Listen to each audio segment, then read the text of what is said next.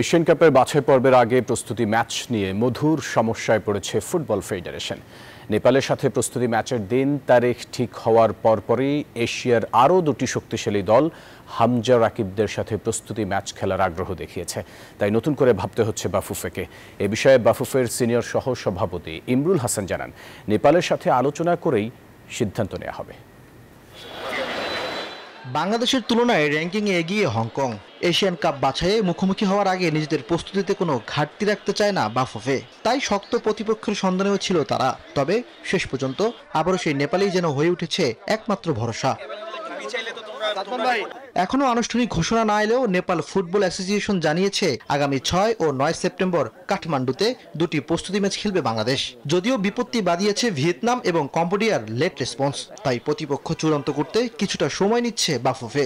Nepal football federation আমাদের সাথে খেলার আগ্রহ প্রকাশ করেছেন, তো আমরা সেটা যেমন বিবেচনা আসছি, পাশাপাশি অন্য কারোর সাথে খেলা যায় কিনা আর একটু শক্তিশালী দলের সাথে, সেটাও আমরা কার্যক্রম চালিয়ে যাচ্ছি। হয়তো 2-1 দিনের ভিতরে আমরা সম্পূর্ণরূপে আপনাদেরকে বলতে পারবো যে আমরা আসলে কার সাথে খেলছি।